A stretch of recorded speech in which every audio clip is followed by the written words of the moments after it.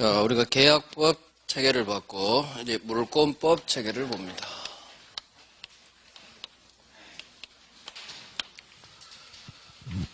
일단 계약법 체계 확인해 보죠. 제 프린트 보세요. 1페이지 민법의 체계 돼 있죠. 자, 계약법 밑에 양가로 3번 봅니다. 총론이 있고 강론이 있고, 강론에서 세 가지 계약을 보였죠. 매매, 다음 페이지 교환, 임대차. 자, 총론에서 계약의 성립, 청약이라는 의사표시와 승낙이라는 의사표시로 계약은 성립합니다. 1페이지 찾았어요? 1페이지. 1페이지에요. 양가로서 한번 계약법.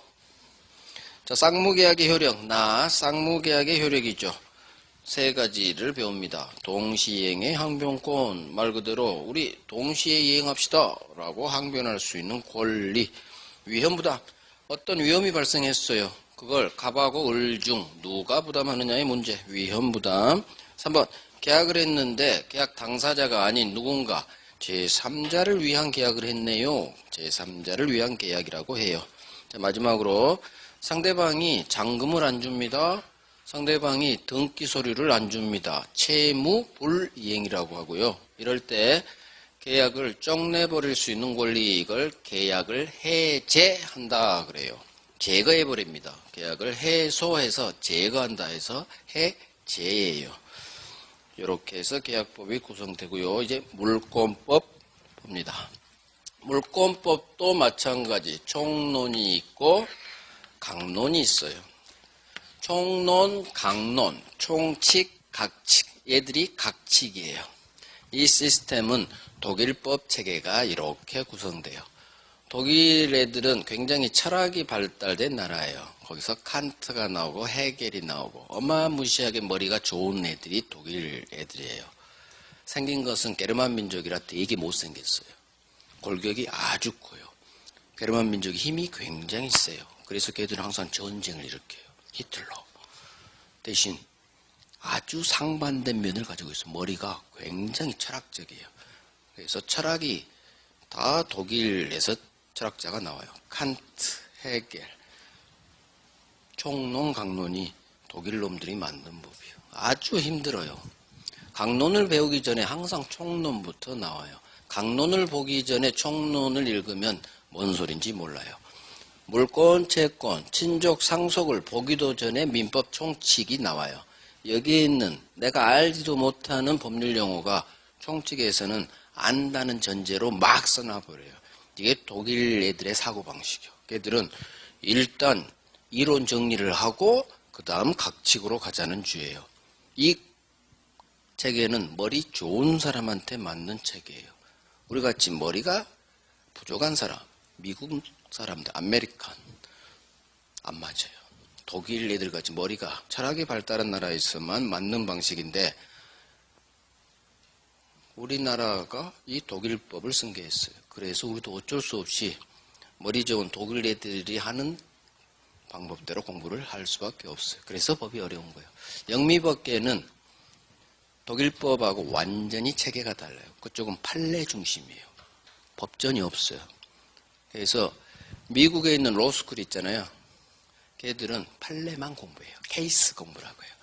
그래서 걔들은 법전을 공부하는 게 아니라 판례 케이스를, 몇 번 사건 기억하시죠?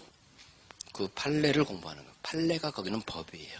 하지만 우리는 법전이 따로 있고 성문법 국가 독일법을 승계했기 때문에 독일 애들은 쉬운데 우리 애들은 총칙, 각칙 이 구성이 굉장히 어려워요.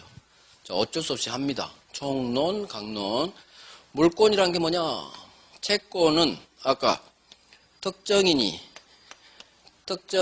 채무자에 대해서 뭔가를 요구할 수 있는 권리라고 했어요.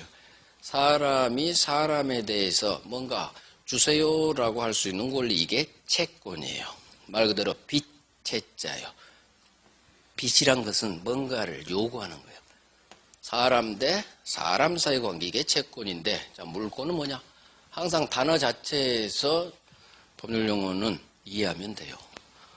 물건에 관한 권리를 물권이라고 해요. 사람이 물건에 대해 가지고 있는 권리, 이게 물권이라고 해요.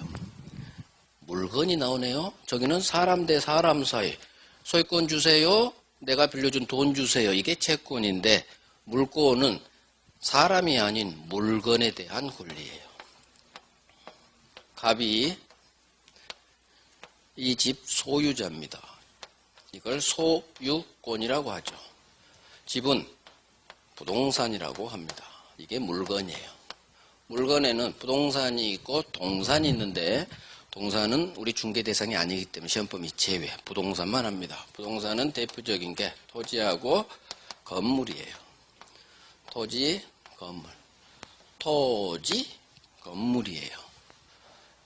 이 부동산과 같은 물건에 대해서 가지는 권리, 이게 물권입니다. 그러면 사람이 물건에 대해 가지는 권리, 물권은 사람이 이 부동산이라는 물건에 대해 가지고 있는 권리다. 이렇게 정리하시면 되고, 우리 물권법에서는 8가지 물권을 딱 법에서 정해놓는데 그중 하나는 시험범위 제외니까 7가지를 배웁니다. 첫 번째 나오는 물권이 점유권이라고 해요. 점유권이란 건 뭐냐? 내가 여기서 살고 있죠? 그러면 점유한다고 그래요. 점유는 어떤 물건을 내 휘하에 두고 있으면 점유한다고 하고요. 내 가방을 도둑놈이 훔쳐갔습니다. 그럼 도둑놈이 가지고 있죠? 나는 점유를 상실했다고 그러고 도둑놈이 이제 자기가 가지고 있으니까 도둑놈이 점유하고 있어요. 문제는 우리 법은 도둑놈과 같은 불법행위 나쁜 놈은 권리 주지 않습니다. 보호하지 않아요. 이걸 인식하세요. 나쁜 놈은 법은 보호하지 않아요. 그래서 악의자는 보호 안 해주고요. 선의자는 보호해줘요. 그러면 도둑놈이 내 가방을 가지고 있습니다. 점유하고 있습니다. 원래 도둑놈한테는 권리를 주지 않는 게 맞아요. 그런데 점유권만큼은 예외적 권리예요. 도둑놈도 점유하고 있으면 권리를 줘버려요. 권리를 준다는 얘기는 무슨 얘기냐? 법은 권리자를 보호해요. 을이 도둑놈이에요. 내 가방을 을이 훔쳐갔어요. 자, 그런데 병이라는 도둑놈이 또 훔쳐갔어. 을은 도둑놈인데 을이 병한테 그래요. 병, 너 왜 내 가방 아니죠? 내가 훔친 가방을 너 왜 훔쳤니? 내놔. 당연히 안 줍니다. 소송 겁니다. 판사님, 이 도둑놈이요. 제가 훔친 가방을 훔쳐갔어요. 돌려주기 좀 판결 좀 때려주세요. 세상에 도둑놈이 소송을 걸었어요. 지 물건도 아닌데 이길까요? 질까요? 당신 도둑놈 맞죠? 네. 근데 소송 걸었어요? 기각해버려? 판사가? 안 그래요. 승소해요. 승소. 이겨요. 왜? 도둑놈도 점유권이라는 권리가 있어요. 권리가 있다는 얘기는 법이 보호해줘요. 법은 권리자를 보호해줘요. 즉 도둑놈도 보호해줍니다. 이게 점유권의 특색이에요. 즉 무슨 얘기냐? 점유권은 이 가방을 점유할 수 있는 정당한 권리가 있든 없든 무조건 사실상 집에 내 휘하에 가지고만 있으면 권리로서 인정을 해줘 버리는 아주 특이한 권리예요. 사실상 지배 상태를 보호하기 위해 나온 권리가 점유권이에요.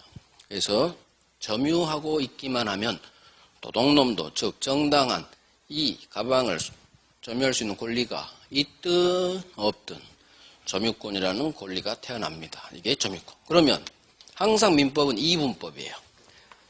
민법이 참 편한 게 3분도 아니야. 5분도 아니야. 2분이에요. 2분.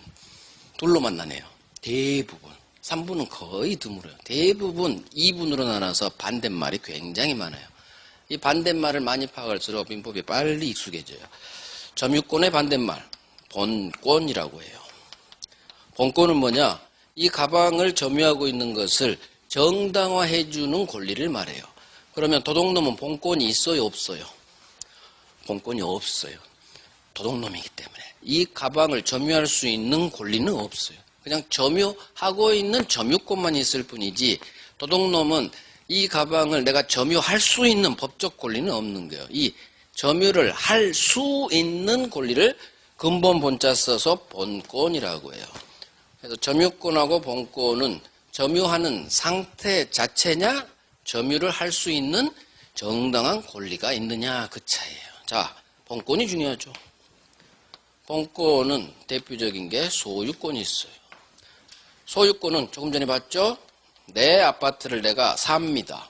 사용할 수가 있고요. 내가 살지 않고 세를 줘서 월세를 받아요. 이걸 수익한다고 해요. 이익을 받는다. 수익, 월세 받는 거예요. 세 줘서. 그 다음 돈이 필요합니다. 아파트 팔 수 있죠. 처분한다고 그래요. 처분이라는 단어 아주 많이 나옵니다. 소유권은 내 아파트를 소유권이 있는 건물은 갑이 살 수도 있고 세 줘서 월세 받을 수도 있고 수익 팔아서 5억을 환가할 수도 있는 사용, 수익, 처분, 권능이라고 해요. 권리 속에 있는 내용을 권능 그래요. 몰라도 돼요. 사용, 수익, 처분권이 있습니다. 그런데 이 소유권이 가지고 있는 사용, 수익, 권능에 또는 처분 권능에 다른 사람이 제한이 들어가요. 그래서 소유자가 을에게 전세를 줍니다.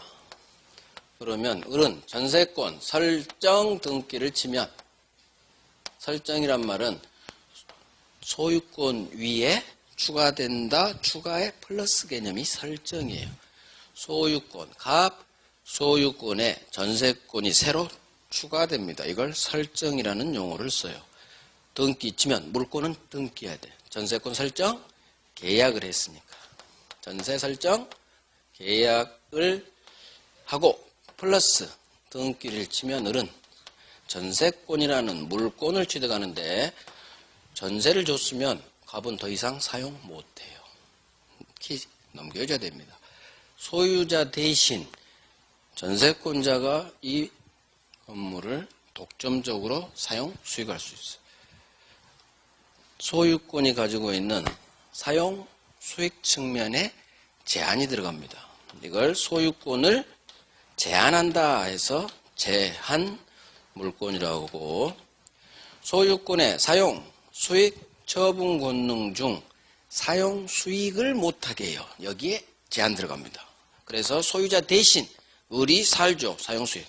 얘를 용익 물권이라고 해요. 용익 물권에는 다시 세 가지. 지상, 지역, 전세권 이 세 가지가 있고요. 제한 물권은 하나가 더 나와요. 사용, 수익 측면에 제한 들어간 게 아니라 처분 권능에 제한 들어가요. 을이 은행입니다. 담보대출 1억 일으키고 갑에게 채권자, 채무자겠죠. 담보 주세요 하니까 갑 아파트를 담보로 저당 잡힙니다.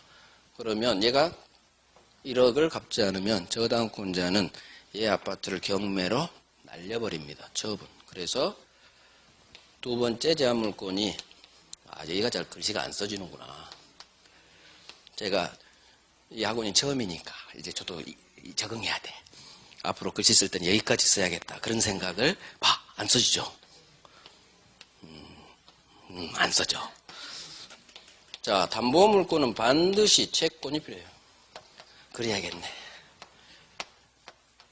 갑에게 1억 대출합니다. 이걸 금전 소비대차 계약이라고 그래요. 우리 시험범위 아니에요. 몰라도 돼요. 돈을 빌려줍니다. 을은 은행. 갑, 너 1억 안 갚으면 어떡할래? 담보 줘. 그래요? 갑 소유권의 저당권을 설정합니다. 그래서 1억에 대한 채권자가 저당권 등기를 치면 저당권이라는 물권을 취득해요. 이 저당권의 힘은 자기 채권 1억에 대한 이 채권을 다른 놈보다 우선해서 땡길 수 있는 어마무시한 힘이 있어요. 그래서 돈을 갚지 않으면 이 아파트를 경매로 날려버릴 수 있는 엄청난 힘이 있어요. 그래서 낙찰대금에서 자기 채권 1억을 남들보다 우선해서 땡길 수 있어요. 자, 반드시 담보물권, 저당권은 담보물권이 나가는데 반드시 채권이 필수 요소예요. 채권자가 자기 채권을 확보하기 위해서 담보를 잡는 거예요. 채권자가 저당권자가 돼요. 채무자는 얘는 1억 갚아야 될 채무자죠. 채무자를 저당권 설정해줬다 해서 저당권 설정자라고 해요. 전세권자가 되겠고 얘는 전세권을 설정해줬다 해서 전세권 설정자 그래요. 막 따라하세요. 수업 중에 따라해요. 뱉어요. 전세권자, 저당권자, 소유자를 설정자, 즉 제한물권은 소유권에 제한이 들어가기 때문에 설정이라는 용어가 나와요. 설정. 그래서 이 건물에는 갑소유권이라는 물권 하나 있고 을의 전세권이라는 물권이 추가로 하나 더 생겨요. 하나 더 있어. 점유권도 있고. 그래서 하나의 아파트에 권리가 물권이 3개 존재해요. 소유권, 전세권. 얘가 점유하고 있죠? 사니까. 점유권. 물론 얘도 간접으로 점유한다고. 얘도 점유자예요. 이건 나중에 점유권에서 배울 거예요. 그래서 하나의 부동산의 권리가 소유권, 전세권, 점유권. 그렇구나. 이해하면 돼요. 지금은 애우려고 하지 말아요. 민법 처음 접근할 때는 설명 듣고 그렇네. 이런 게 있었어. 소유권이 사용? 사는 거지. 수익? 월세 받는 거지. 팔아 제끼는 거지. 처분. 제가 설명한 것을 그냥 그렇구나. 그렇게 접근해야 돼요. 이걸 애우려고 하지 마세요. 아직 우리 시간 엄청 많아요. 지금부터 애우려고 하면 너무 스트레스 받아요. 결국은 애워져요. 시간 얘기래. 진짜 시간 얘기라니까 이 11월 시점부터 애우겠다는 그 생각을 버리세요. 버립니다. 그냥 듣고 고개만 끄덕이세요. 그렇구나. 시간이 자연스럽게 얘기해요. 시간이. 아직 시간 많아요. 반드시 채권이 있어야 되는데 채권 담보 목적으로 발생하는 물권 해서 채권을 담보하기 위한 물권에 대해서 담보 물권이라고 2개를 배워요. 안 써져. 유치권하고 저당권. 그래서 우리가 물권법 강론에서 7개 물권을 배웁니다. 점유권, 소유권, 제한물권 중 사용, 수익 측면에 제한 들어가는 용익물권으로서 지상, 지역, 전세권, 돈 빌려준 채권을 담보하기 위한 담보물권으로서 유치권, 저당권, 하나, 둘, 셋, 넷, 다섯, 여섯, 7개 물권을 배워요. 강론. 이런 건 일부러 외우려고 안 해도 시간 얘기를 외우려고 하지 마. 자연스럽게 외워줘. 지상지역 전세권 이걸 누가 못 외워. 시간 얘기를 해요. 시간이. 일부러 외우려고 하지 말아요. 계속 할 거니까. 총론은 물권의 공통적 사항. 첫 번째가 물권의 객체. 물건이죠. 객체는 대상이랑 같은 말. 물건입니다. 부동산이겠죠. 그 다음에 물권 종류에 대해서 2번째 배워요. 법이 정하는 7개 물권. 종류 끝. 가장 중요하죠. 물권, 권리는 항상 힘이 생깁니다. 효력. 우리는 앞으로 계속 효력을 배워요. 민법 총칙부터 특별법까지 우리가 배우는 건 요건과 효과, 효력이에요. 힘이에요. 힘력, 발휘할 효. 이 물권이 어떤 힘이 있느냐. 이게 효력에 관한 문제예요. 물권, 이 권리, 물권이라는 이 권리는 어떤 힘이 있느냐. 이게 효력 파트가 어마무시하게 중요해요. 우리는 결국 효력을 계속 배우는 거예요. 유효다, 무효다가 여기서 나와요. 효력에서. 자, 여기서는 내 아파트를 누군가가 내 허락 없이 불법으로 점거하고 있습니다. 그러면 소유자인 나는 당연히 너 왜 내 허락 없이 내 집에서 있니? 나가주세요 라고 할 수 있는 권리가 생길까요? 안 생길까요? 한번 생각해봐요. 누군가 내 허락 없이 내 집에서 낮잠 자고 있어요. 그러면 소유자인 나는 그 사람을 상대로 계속 주무세요 할까요? 아니면 어이 나가세요. 당신 누구야? 그렇게 할까요? 나가세요 할 수 있어야지. 그게 소유권이 가진 힘이에요. 법은 권리자를 보호해요. 즉 소유권과 같은 물권이 누군가에 의해서 침해되면 나가주세요. 내 집입니다. 라고 할 수 있는 힘이 생겨요. 그걸 물권이 침해됐을 때 나가라고 할 수 있는 물권에서 나오는 힘이다 해서 물권적 청구권 그래요. 나가주세요. 돌려주세요. 내 집. 물권자가 청구한다 해서 물권에서 나온 청구권, 물권적 청구권이에요. 이에 반해서 채권자가 뭔가를 청구하면 그건 다 채권적 청구권이라고 해요. 그래서 청구권은 채권이냐 물권적 청구권이냐 그 둘 중 하나예요. 우리 시험법 내에서는. 그 다음 갑이 을에게 아까 8조5개 소유권 이전 등기합니다. 그러면 소유권이라는 물권이 기존 갑에게서 을로 넘어갑니다. 등기쳐야겠죠. 물권이 변동됐다고 그래요. 갑 소유 건물이 을이 소유권 이전 등기를 치면 을에게로 기존 갑 소유권이 넘어갑니다. 이게 변동됐다 그래요. 을은 소유권을 취득하고 갑은 소유권을 상실해요. 그래서 변동이라는 것은 물권이 발생, 변경, 소멸하는 걸 말해요. 매매계약이라는 법률 행위를 통해서 물권, 소유권과 같은 제한물권도 마찬가지예요. 매매계약과 같은 법률 행위를 통해서 물권을 취득하려면 반드시 자기 앞으로 등기를 꼽아야 돼요. 오늘 강의 3시간 중 가장 중요한 이것만 오늘 가져가도 돼요. 매매계약. 계약을 총칙에서는 법률 행위라고 합니다. 계약법에서는 계약이라고 하는데 이걸 민법 총칙에서는 추상적인 단어로서 법률 행위라고 하는데 자 법률 행위가 뭐냐? 행위는 행동이에요. 행동을 한 거예요. 행동을 고상하게 행위라고 대체할 뿐이에요. 법률 행위는 뭐냐? 법에 의해 규율되는 행동을 말해요. 계약했죠. 행동했네요. 행동했어요. 행동했네. 그래서 계약이 행동이에요. 앞에 법률, 행동을 행위로 바꿔버렸습니다. 그래서 계약과 같은 행동을 했네요. 계약서 썼죠. 법률행위. 그래서 총칙에서는 법률행위라는 말로 대체될 뿐이에요. 그러면 계약과 같은 법률행위를 통해서 내가 이 아파트 소유권을 취득하려면 행동한 것만으로 계약한 것만으로는 안 되고 법이 네 앞으로 등기 치세요. 등기. 그렇지 않으면 당신 소유권 취득 못해요. 법이 규정을 그렇게 해놨어요. 외워야 돼요. 이해하고 그런 거야? 등기 쳐야 되는 거야? 나 오늘 새로운 거 알았네. 등기 쳐야 되는 거 이해하고 외우고 법조문은 외워야 돼요. 법률행위, 계약과 같은 법률행위를 통해서 소유권과 같은 물권을 취득하려면 반드시 자기 앞으로 등기해야 됩니다. 등기해야 되는구나. 등기해야 되는구나. 외워야 돼요. 이런 거. 등기해야 소유권을 취득한다. 자, 오늘 하나 이거 외워요. 법률행위, 계약과 같은 법률행위. 항상 생각하면서 외워야 돼요.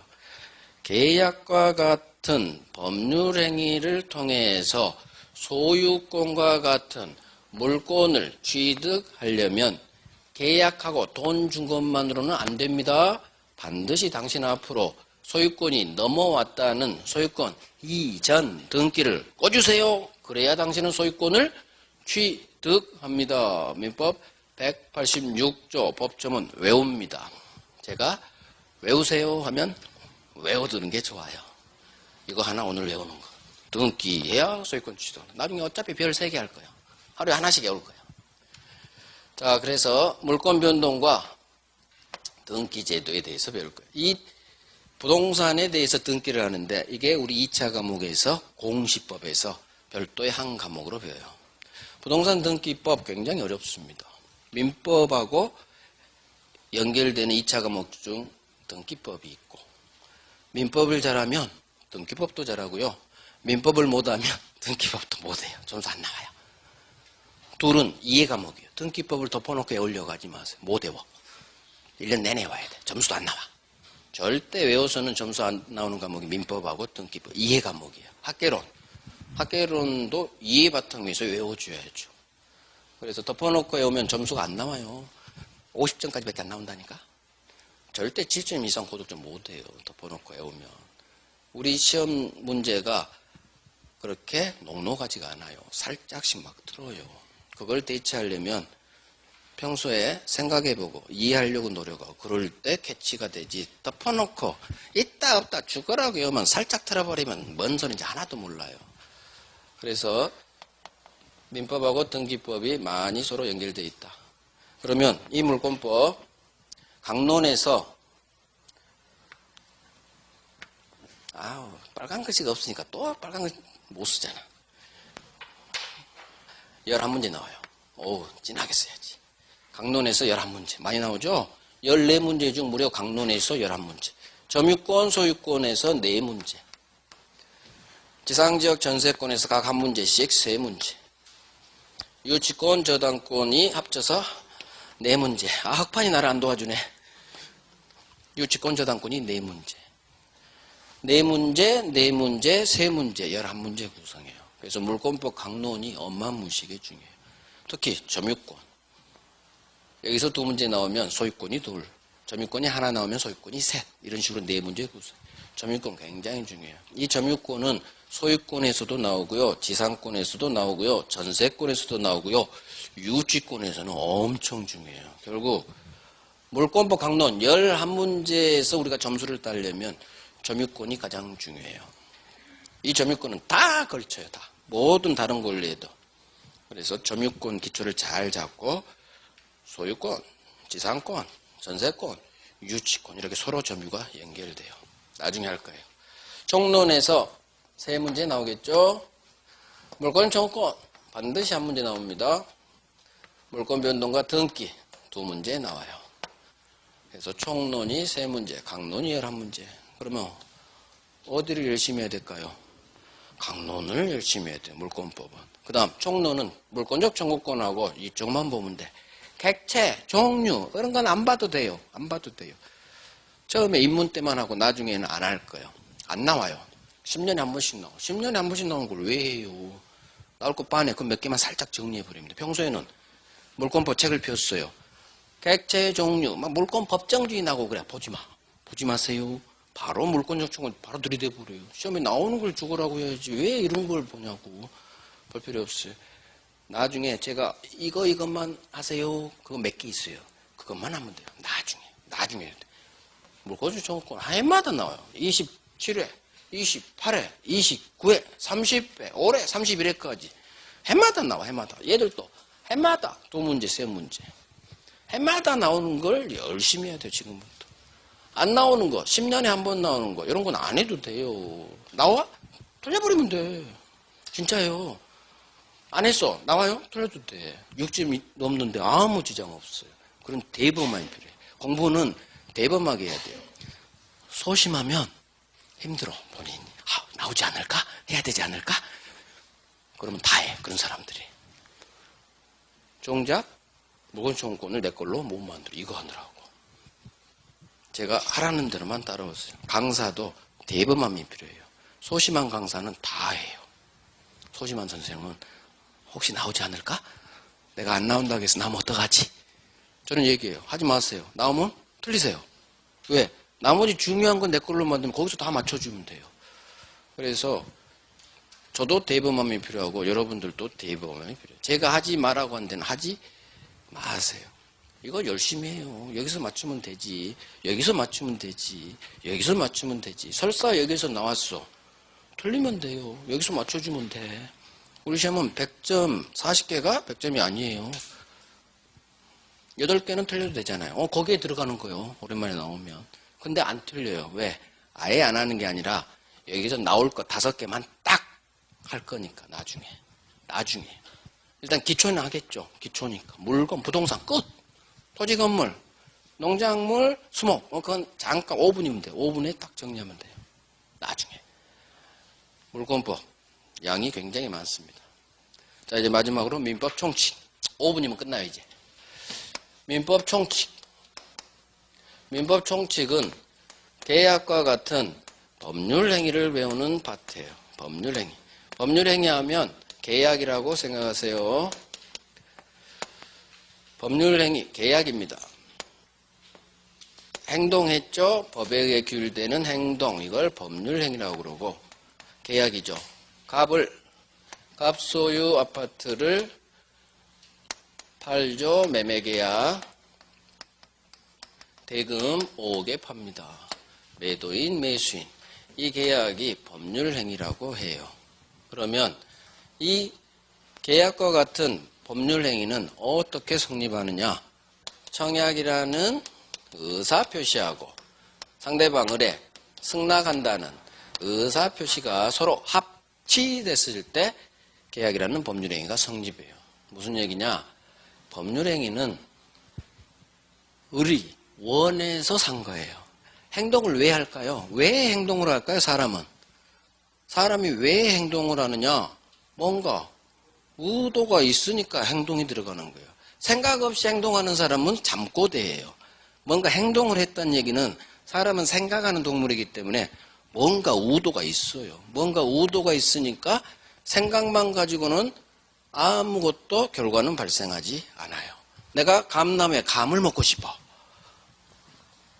하루 종일 쳐다본다고 감이 떨어지지 않아요. 행동해야 돼. 따야지. 마찬가지. 이 아파트를 사고 싶어. 일단 의사가 있겠죠. 아, 저 아파트 살까? 집값 오를 것 같은데? 목이 좋아. 사야지. 의사만 있다고 해서 소유권이 취득될 수가 없어요. 생각이 있으면 반드시 행동을 해야 돼. 행동하는 양심이 되자. 양심만 있어서는 아무것도 이 세상은 바뀌지 않아요. 행동해야 돼, 행동. 김대중 대통령께서 하신 말씀이에요. 행동하는 양심이 되라. 행동, 양심. 생각만 가지고는 아무것도 세상은 변하지 않는다. 마찬가지. 이 아파트를 사고 싶을 생각이 있으면 행동 나섭니다. 그러면 속마음인 의사를 겉으로 표시해야겠죠. 이게 청약의 의사표시예요. 갑이 을에게 내 아파트 너 살 거야? 행동했죠. 을이 너 네 아파트 나한테 5억에 팔 거야? 청약은 이쪽에서도 할 수 있고 이쪽에서도 할 수 있어요. 어찌됐든 내가 저 아파트를 사고 싶다는 생각이 있으면 행동을 합니다. 이걸 내 의사를 상대방이 표시했다. 청약했다는 의사표시. 상대방 오케이 그래 팔게 그래 살게. 승낙이라는 의사표시가 서로 짝짝꿍 되면 계약이라는 법률행위가 성립해요. 즉 법률행위 계약은 행동이기 때문에 반드시 의사표시가 필수 요소예요. 그래서 법률행위 계약을 이루는 필수 요소인 의사표시에 관해서 두 번째 배워요.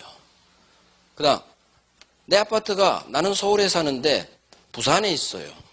그러면 부산에 있는 중개업소에 내놓을 텐데 그래도 부산에 있는데 친척이 좀 도와주면 좋겠죠. 그럴 때 내 대신 다른 사람으로 하여금 법률 행위를 하게 하는 제도. 이게 대리제도예요. 나 대신 법률 행위를 네가 좀 해줘. 네가 고생 좀 해줘. 대리제도예요. 법률 행위를 내가 하지 않고 계약을 내가 하지 않고 남을 시켜서 하게 하는 제도. 이게 대리제도예요. 그 다음 계약을 하면 특별한 사정이 없으면 이 계약은 효력을 발휘해요. 유효라고 해요. 효력이 있다는 얘기 어마무시하게 중요해요. 앞으로 효력이 있다. 유효 한자로. 우리 시험은 유효도 나오고 효력이 있다. 효력이 발생한다. 이런 한글로도 나오고. 효력이 있다는 얘기는 법이 보호해준다는 얘기예요. 권리, 의무가 생긴다는 얘기예요. 효력이죠. 힘이 있다는 얘기는 우리 법학에서 힘은 권리예요. 권리. 권리는 법이 보호해줘요. 효력이 있다, 힘이 있다라는 것은 이 사람한테 권리가 생겼어요. 그러면 이 매매계약이 효력이 있다, 유효하다는 것은 이 사람들한테 뭔가 권리가 생겼다는 얘기예요. 매매계약을 통해서 생기는 권리가 바로 소유권 주세요라는 소유권 이전 채권이에요. 채권이라는 권리가 생겼어요. 효력. 유효하다는 것은 권리 의무가 생겼다는 거고, 이 매매계약은 동네가 채권법, 계약법은 채권법, 매매계약은 따라서 무슨 계약? 채권 계약이에요. 채권계약이란 게 뭐냐? 계약을 하니까 채권, 채무가 발생하네요? 이걸 채권계약이라고 해요. 단어 자체로 느낀 거죠. 계약을 하니까 채권이 발생하네. 채권 반대편은 반드시 채무가 존재해요. 그래서 계약을 하니까 채권, 채무가 발생하네. 을에게서는 소유권 주세요라는 채권이 발생하고, 갑은 소유권을 넘겨줄 채무가 발생하죠. 이와 같이 유효, 효력이 있다는 얘기는 권리 의무가 생긴다는 거고, 채권 계약을 하니까 채권, 채무가 발생하고, 자기 앞으로 소유권 이전, 등기를 하네요. 등기하니까 이제는 소유권이라는 물권을 취득하네요. 이게 법률행위가 효력이 있다는 거예요.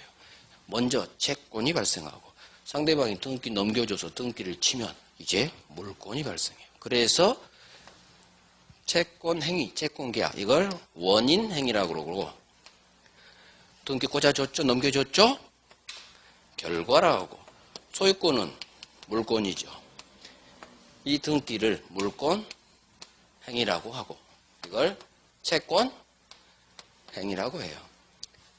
매매계약과 같은 채권 계약을 통해서 자기 채무를 이행해줬죠. 등기 넘겨줬죠.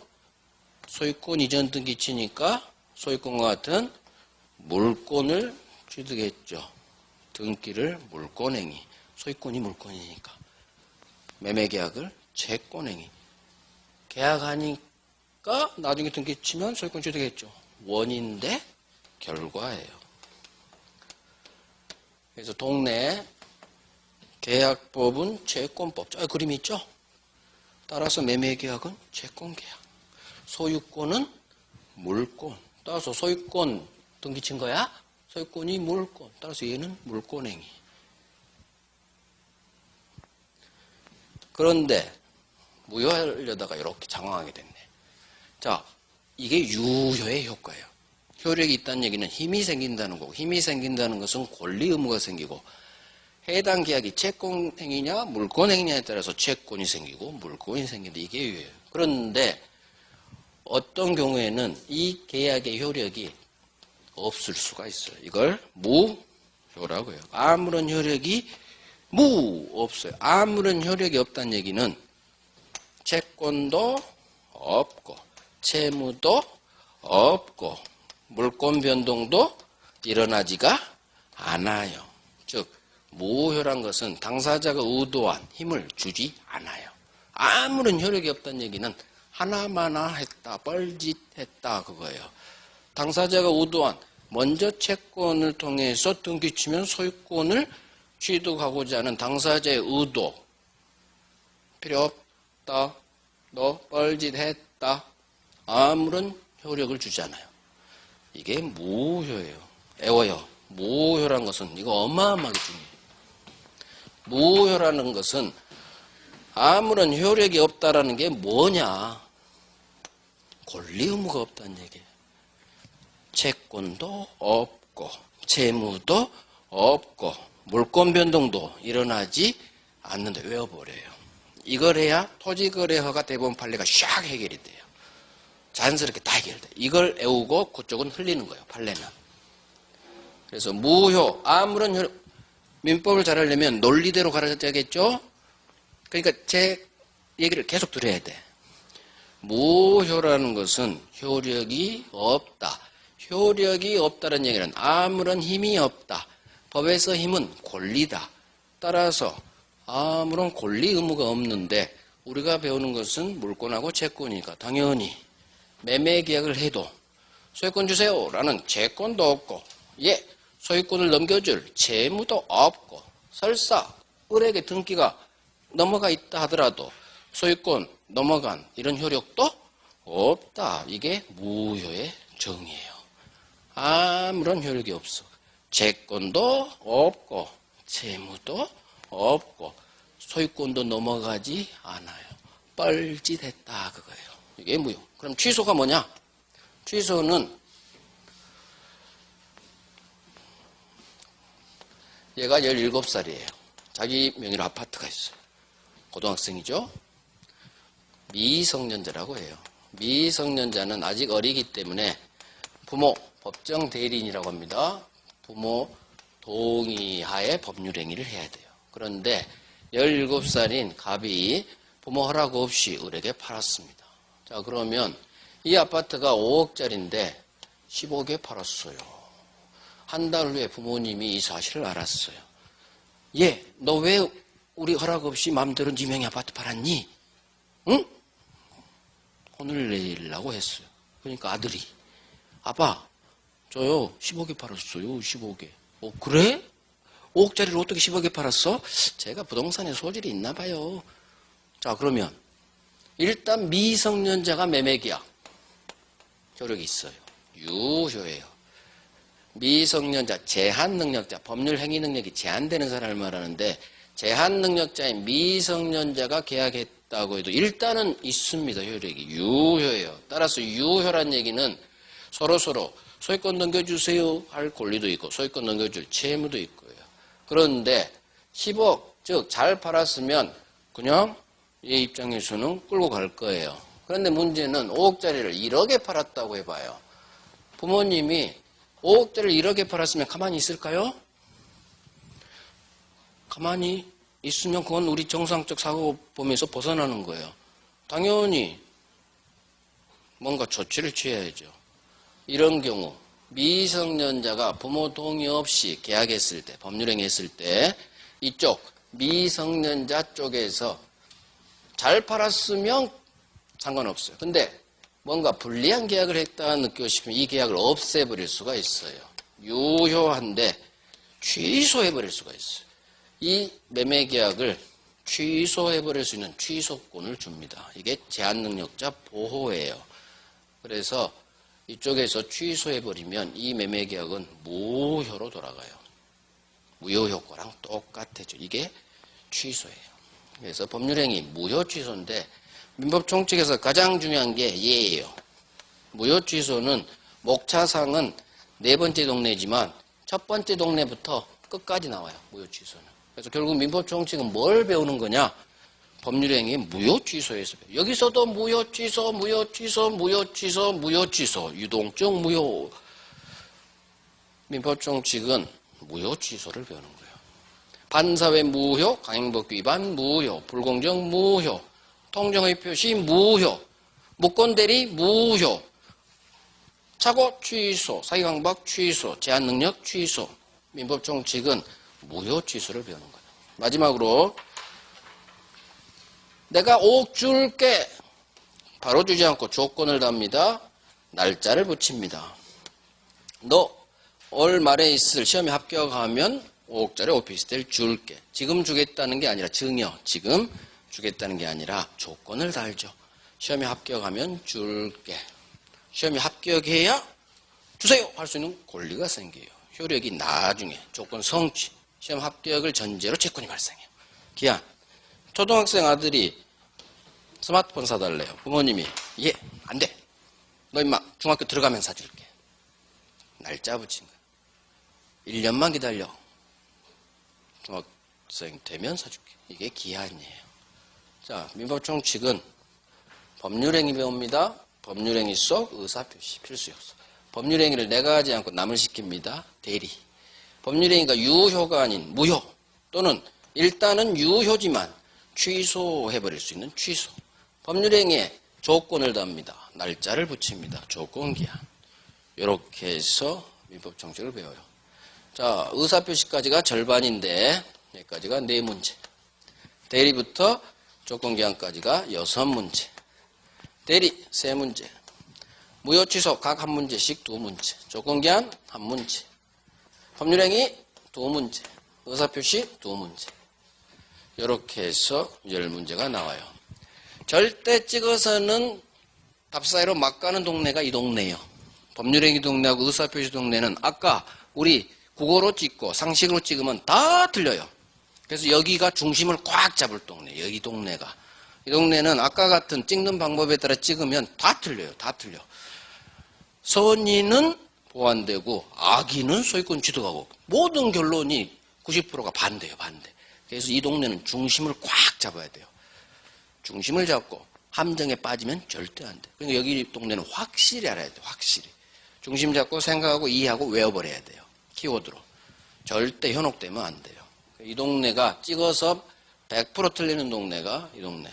그래서 민법총칙 점수가 안 나오는 거예요. 민법총칙. 그 다음 민법총칙인데 물권법 소유권 취득하느냐 마느냐 그게 연관돼서 총칙이 나와요. 그걸 딱 잡으면 민총 점수가 나와요. 나중에 잡을 거예요. 나중에. 너무 처음부터 달릴 생각 하지 마세요. 우리 앞으로 1년 남았어요. 1년. 마음을 누그러뜨려요. 시간이 1년이나 남았다 생각하시고 차분히 가야지 스스로를 차분히 가야지 릴렉스 하시고 시간 아주 많습니다. 아셨죠? 자, 오늘은 민법 책이 끝나고 그 다음에 제가 유튜브가 있어요. 제가 올 1월달, 3월달, 5월달 2달씩 강의한 내용을 올려놨어요. 근데 며칠 전에 3월달 강의하고 5월달 강의는 삭제했어요. 그래서 남은 건 지금 1월달 32강 기본이 남아있어요. 왜 삭제했느냐? 저는 강의를 어떤 순서로 하냐면은 먼저 기초공사를 해야 되기 때문에 2월달까지는 우리 공부할 양의 50%를 제가 강의를 해요. 이게 1월부터 2월이에요. 다른 데는 2월 강의거든요. 여기만 3개월 일순환이에요. 다른 데는 2달씩 돌아요. 1월, 2월에 한 것 50%예요. 3월 2달 과정에 3, 4월에 플러스 30%를 추가하고요. 5월, 6월 마지막 이론 과정에 딴 데는 여기는 7, 8월까지 이론이 있더라고요. 그러니까 학원마다 조금 칼리큘럼이 틀려요. 이때 나머지 20%를 해요. 그래서 1월, 3월, 5월 2달씩 3순환 과정을 제가 올해 다른 학원에서 했는데 이 3개를 다 올렸어요. 3순환 과정을. 근데 얘를 삭제했어요. 지금은 기본이라고 해가지고 얘만 남아있어요. 왜 삭제했느냐? 기본이 중요하거든요. 아직 시험이나 1년이나 남았는데 이 강의까지 떠 있으면 사람들이 기본을 듣지 않고 100%가 있는 예를 들어요. 절대 도움되지 않아요. 민법은 기초가 튼튼해야 건물이 굳건해요. 그래서 3월하고 5월은 제가 삭제해버렸어요. 이거 들으세요. 지금 11월 달에 유튜브 검색하면 제 이름 검색하면 나와요. 기본 1강부터 32강까지 있는데 민총하고 주로 물권법에 많이 할애한 내용이니까 시간 되시면 지금 우리 민법하고 결혼밖에 안 하잖아요. 11월 달에 다 들어버려요. 다 들어버려요. 이거 듣는다고 다음 주 입문 때 안 나오면 안 돼요. 나와야 돼. 거기에 입문은 없어. 입문은 안 올렸어요. 왜냐하면 제가 그때는 유튜브에 올릴 생각이 없어서 그걸 못 구했어요. 못 간 게 아니고 제가 안 올려서 아무튼 이거 들어요. 11월 달에. 그래서 왔다 갔다 할 때 듣고요. 오늘은 뭐 어차피 OT니까 앞부분은 뭐 굳이 안 들으셔도 되고 마지막 체계 이런 거 들어요. 제 강의 특성은 목차예요. 저는 목차 그리고요. 나머지 그림 그려요. 저는 끝까지 가불병으로 가요. 물론 5월 달부터는 이제 많이 흡파하는 판사를 안 해요. 하지만 4월까지는 계속 판서로 설명하고 책 확인하고 별 쳐드리고 저는 그렇게 강의를 진행하고요. 설명만 하고 쭉 나가버리지 않아요. 제가 이 강의를 준비하면서 16년에 공인중개사 땄고 변호사 생활이 좀 힘들어가지고 스트레스 너무 받아서 제가 강의는 그 전에 한 15년 했어요. 대학에서도 하고 전문교육원에서도 하고 그러다 이 판에 뛰어든 건 변호사를 못 하겠더라고. 저는 정관이에요. 정관. 행정부처에 15년 변호사로 있어서 제가 10대로 오품에 들어왔어요. 연봉도 매덕 꽤 셌어요. 근데 정관에 애환이 있어요. 그게 뭔지 알아요? 전 부처 가서 로비해야 돼요. 영업해야 돼. 전 부처 가서 직원들한테 부탁해야 돼요. 나는 회사를 대리하니까 전 공무원한테 뭔가 부탁을 해. 내 의뢰인을 위해서. 못 하겠더라고. 엄청 스트레스 받아버렸어요. 뭔가를 부탁하는 걸 못 한다는 걸 저는 그때 처음 느꼈어요. 괜히 찾아가면 싫어하지 않을까? 이놈 또 왔네? 그런 생각을 스스로 하니까 못 가겠더라고. 그래서 때려쳐버렸어요. 그래서 2년간을 무려 이 강의를 준비했어요. 그래서 작년부터 뛰어든 거예요. 그래서 저는 이 판에 들어온 지가 이제 2년째, 이제 3년 차 이제 되네요. 그러니까 이 동네가 저를 몰라요. 다행히 우리 원장님께서 어떻게 저를 아셔가지고 저를 여기에 오게 한 거예요. 감사해요. 원장님 감사해요. 그래서 어찌됐든 제가 강의를 좋아해요. 그래서 변호사 하는 것보다 돈은 많이 벌지만 사람은 돈이 전부가 아니에요. 인생에. 자기가 하고 싶은 거 하고 싶더라고요. 그래서 강의 좋아하고 또 강의도 잘한다는 얘기 많이 들었고 그래서 강의를 해야겠다. 대학은 제가 박사학위가 없기 때문에 대학 교수를 못 가겠더라고요. 그러면 결국 학원밖에 없더라고요. 그래서 어떻게 공인중개사 계기가 돼가지고 공인중개사 민법하게 됐어요. 제가 강의를 좋아하고 그래서 그 강의 준비하면서 보니까 많은 민법 강사들 모니터링 해봤죠. 강의 준비할 때 대부분 설명하고 교재를 확인을 안 시켜주는 분들이 꽤 많았고요. 아니면 흑판에 판사를 안 하고 그냥 교재 보면서 설명하는 방법, 여러 방법이 있어요. 저는 강의 준비하면서 딱 마음 먹은 게 있어. 반드시 흑판에 먼저 설명한다. 그 다음 교재에 반드시 확인시켜준다. 그 다음 대부분 별을 안 하시더라고. 별표를. 별표를 안 해주면 여러분들 뭐가 중요한지 몰라요. 그날 4시간 강의한 걸 평면적으로 다 복습하게 돼. 나는 절대 그렇게 강의하지 않는다. 중요도를 반드시 알려드려가지고 별을 해드려서 별 3개부터 하세요. 시간 안 되면 별 하나 둘은 안 봐도 돼요. 그런 마음으로 준비하고 뛰어들었어요. 어찌됐든 다행히 작년 올해 저한테 배우신 분들이 성적이 잘 나와요. 성적이 잘 나오고 제 강의를 들으면 빠져들어요.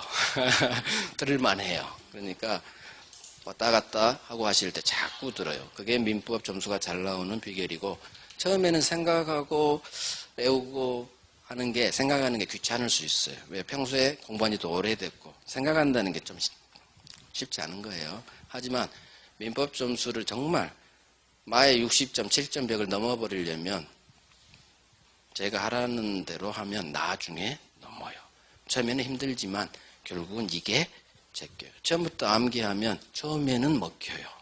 점수 절대 많이 안 올라가요. 끝까지 외워야 되기 힘들어요. 우리 2차 과목만 덮어놓고 외우기. 민법은 민법까지 외우지 맙시다.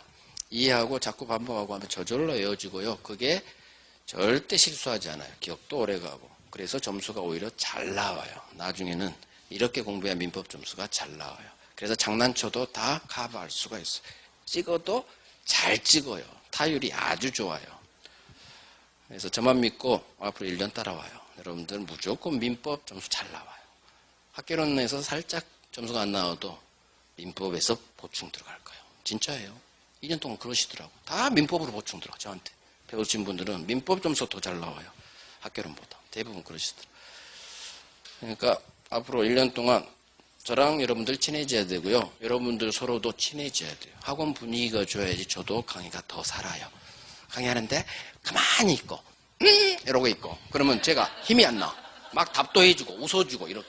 그러면 제가 신이 나요. 신이 나면 훨씬 더 제 강의력이 더 좋아지죠. 물론 한다고 해서 제가 강의를 못하진 않겠죠. 열심히 하겠죠. 하지만 분위기가 더 좋으면 더 플러스 효과가 있어요. 여러분들은 서로 동료예요. 서로 친하게 지내시고 학원 분위기가 좋으면 그 학원은 합격생이 많이 배출돼요. 명심하시고 명심할 것 결석하지 않기. 절대 결석하지 않습니다. 특별한 사정이 없는 한 무조건 나오세요. 무조건. 한 번 동영상으로 대체해야 하면 처음에는 동영상 보고 해요. 그러다 어떤 계기가 돼서 일주일 안 하죠. 놔버려요. 몇 달 후 닦아요. 무조건 결석하지 말기. 그게 제일 중요해요. 그다음 일부러 애우려고 하지 마시고 고개 끄덕이는 작업. 민법뿐만 아니라 전 과목. 애우는 건 나중에 해도 돼요.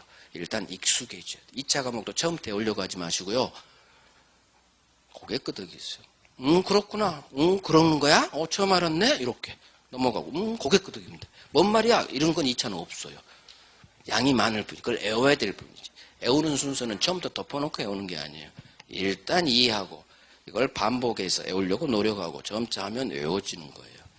처음부터 무조건 애우려고 하는 것은 결코 본인만 힘들지 좋은 결과가 안 나요. 애우는 것은 나중에 천천히 해도. 아셨죠? 그래요. 우리 다음 주에 봬요.